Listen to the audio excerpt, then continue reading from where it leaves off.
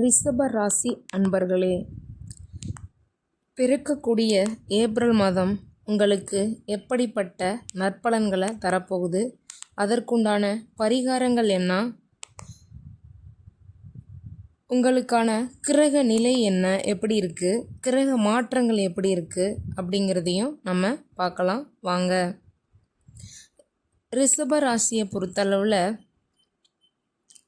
ராசியில் குரு, தனவாக்கு குடும்பஸ்தானத்தில் செவ்வாய், பஞ்சமஸ்தானத்தில் கேது, தொழில் ஸ்தானத்தில் புதன் சனி, லாபஸ்தானத்தில் ராகு சுக்கிரன் சூரியன், அயன சயன போகஸ்தானத்தில் சந்திரன் அப்படின்னு சஞ்சரிச்சிருக்காங்க.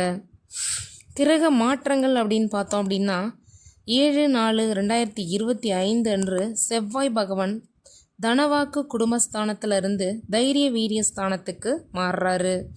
அதே மாதிரி 10/4/2025 அன்று புதன் பகவான் தொழில் ஸ்தானத்திலிருந்து லாபஸ்தானத்துக்கு மாறுகிறாரு. 14/4/2025 அன்று சூரிய பகவான் லாபஸ்தானத்திலிருந்து அயன சயன போகஸ்தானத்துக்கு மாறுகிறாரு. 26/4/2025 அன்று ராகு பகவான் லாபஸ்தானத்திலிருந்து தொழில் ஸ்தானத்துக்கு மாறுகிறாருங்க. அதே 26/4/2025 அன்று கேது பகவான் பஞ்சமஸ்தானத்திலிருந்து சுகஸ்தானத்துக்கு மாறுறாரு. அதே மாதிரி 30/4/2025 அன்று புதன் பகவான் லாபஸ்தானத்திலிருந்து அயன சயன போகஸ்தானத்துக்கு மாறுறாரு. இந்த கிரக மாற்றத்தோட காரணமாக உங்களுக்கு எப்படிப்பட்ட அற்புதமான பலன்கள் இருக்க போகுது அப்படிங்கிறத பார்க்கலாம் வாங்க. இந்த மாதத்தை பொறுத்தளவில் மிகவும் அனுகூலமான காலகட்டம் அப்படின்னு தான் சொல்லணும். ரிஷபராசிக்காரருக்கு ரொம்பவே அனுகூலமான காலகட்டம். மாற்றங்கள் வந்து சேருங்க, மாற்றங்கள் வந்தே தீரும்.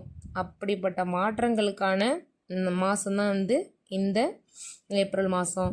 சாமர்த்தியமாக எதையும் சமாளிக்கும் துணிச்சல் உங்களுக்கு வந்து சேரும். வரத்து திருப்தி தருங்க.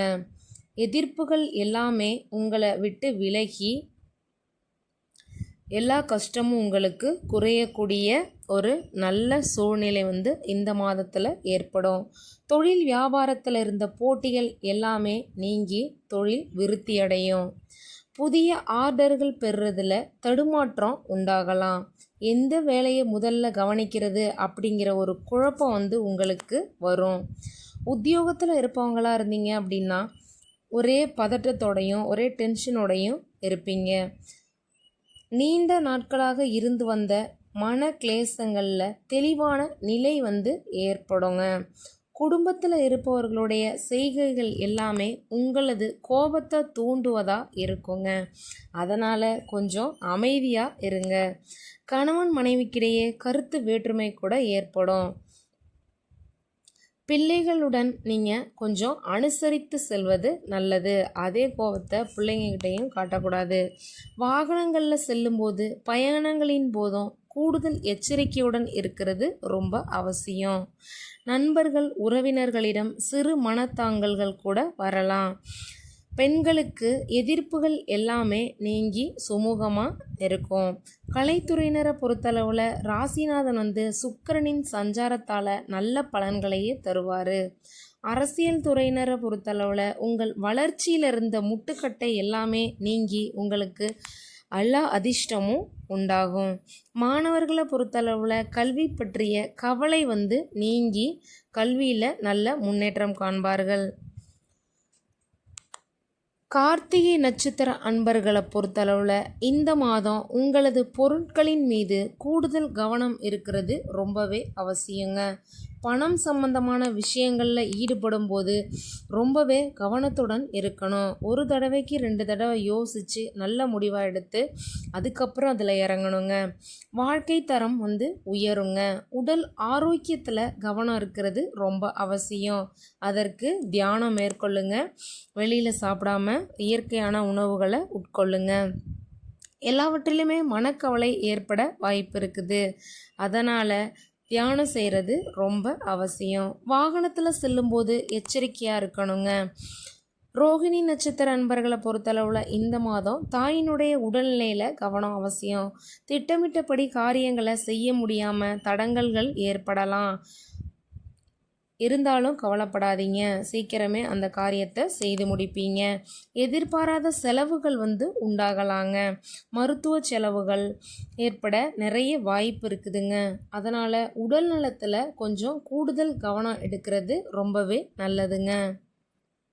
மிருகசீரிஷம் நட்சத்திர நண்பர்களை பொறுத்தளவில் இந்த மாதம் தொழில் வியாபாரத்தில் கவனமாக இருக்கிறது ரொம்ப அவசியம். தொழில் வியாபாரத்தில் கவனமாக செயல்பட்டீங்க அப்படின்னா வெற்றி உங்களுக்கு. உங்களுடைய தொழிலில் லாபம் அதிகரிக்க வாய்ப்பு இருக்குது. பணவரத்து இருக்குங்க. உத்தியோகத்தில் இருப்பவங்க கூடுதலாக உழைக்க வேண்டி இருக்கும். உழைப்புக்கு ஏற்ற பலன் உங்களுக்கு தாமதமாக கிடைக்குங்க. சக ஊழியர்களிடம் அனுசரித்து செல்வது ரொம்பவே அவசியங்க. ரிஷப ராசி அன்பர்களை பொறுத்தளவில் உங்களுக்கான பரிகாரம் அப்படின்னு பார்த்தோன்னா, பக்கத்தில் இருக்கிற ஆதிபராசக்தியை வணங்கி வந்தீங்க அப்படின்னா உங்கள் வாழ்க்கையில் நடைபெற்ற எல்லா தீமைகளுமே உங்களை விட்டு விலகி எல்லா நன்மைகளும் உண்டாகி மன நிம்மதி கிடைக்குங்க. உங்களுக்கான அதிர்ஷ்ட கிழமைகள் அப்படின்னு பார்த்தோம் அப்படின்னா திங்கள், வியாழன். அதிர்ஷ்ட தினங்கள்னு பார்த்தோம் அப்படின்னா 11, 12. அந்த தினங்களில் உங்களுடைய சுப நிகழ்ச்சிகளை நடத்தி நீங்கள் வெற்றி பெறலாம். நன்றி, வணக்கம்.